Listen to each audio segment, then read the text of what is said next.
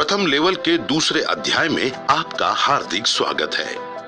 आपने प्रथम अध्याय में सिखाए गए विषय 100% प्रोडक्ट यूज पर अवश्य काम किया होगा।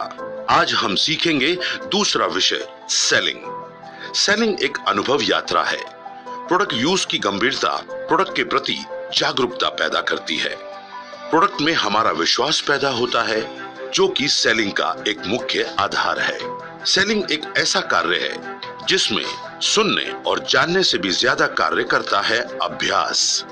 जिस प्रकार खेल, एक्टिंग, सिंगिंग, नृत्य को केवल सुनने, जानने से नहीं सीखा जा सकता, बल्कि नियमित अभ्यास की जरूरत होती है। उसी प्रकार सेलिंग भी एक कला है और अभ्यास से इसमें निपुणता आती है।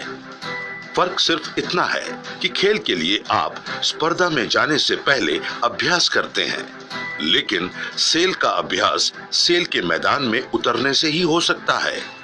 यदि शुरुआत में आपसे उतनी सेल नहीं हो पाती तो हिम्मत नहीं हारनी है, या अपने आप के लिए ये सोच नहीं बनानी है कि मुझसे नहीं हो पाएगा। आप लगातार प्रयास करते जाएंगे तो धीरे धीरे निखार आता जाएगा।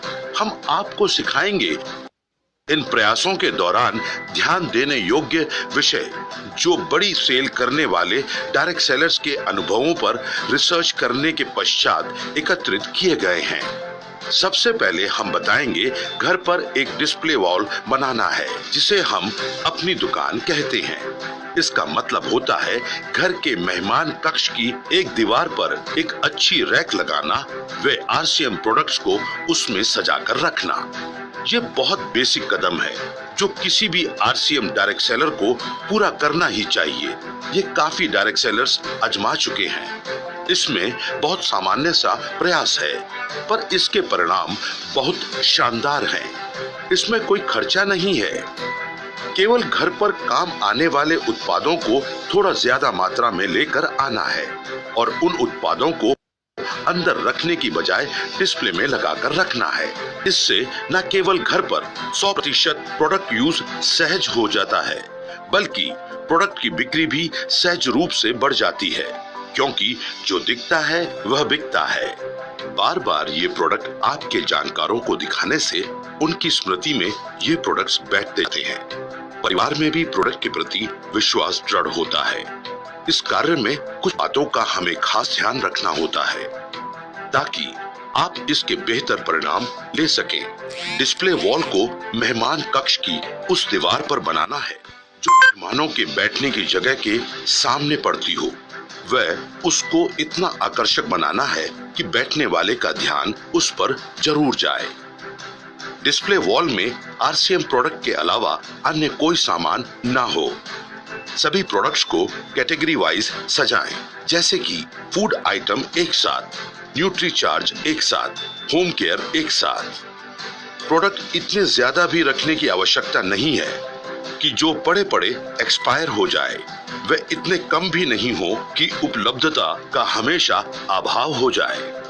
जो प्रोडक्ट ज्यादा बिकते हैं वो थोड़े ज्यादा मात्रा में रखें, बाकी प्रोडक्ट कम कम मात्रा में रख सकते हैं। ऐसा प्रोडक्ट ना रखें जिसके बिकने की या आपके घर में उपयोग आने की निश्चितता ना हो। अनुभव के पश्चात प्रोडक्ट्स बढ़ाते रहें। नए लाए गए प्रोडक्ट्स को पीछे की तरफ या नीचे रखें और पहले वाले प्रोडक्ट्स को आगे या ऊपर रखें। खाद्य सामग्री का एक्सपायरी का इंतजार ना करें। कम मात्रा में लाएं व जल्दी समाप्त करने की कोशिश करें। इससे एकत्रित होने वाला पैसा अलग रखें, मिक्स ना करें।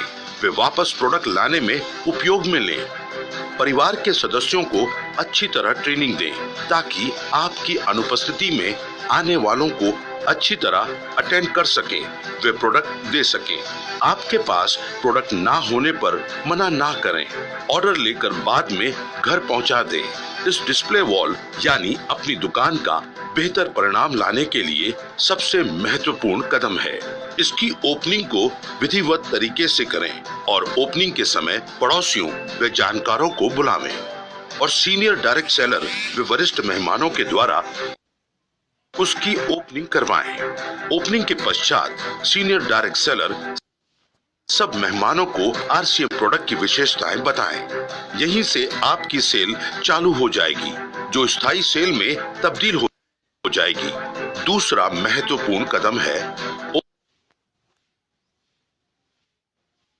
ओपनिंग के पश्चात हर माह 2 से 4 गेट टुगेदर प्रोग्राम घर पर करते रहें और उनके माध्यम से अपने जानकारों व पड़ोसियों को आरसीएम प्रोडक्ट्स के बारे में लगातार जानकारी देते रहें। गेट टुगेदर कार्यक्रमों के बारे में अगले चैप्टर में आपको विस्तार से बताया जाएगा। जल्द ही मिलेंगे अगले विषय के साथ। धन्यवाद।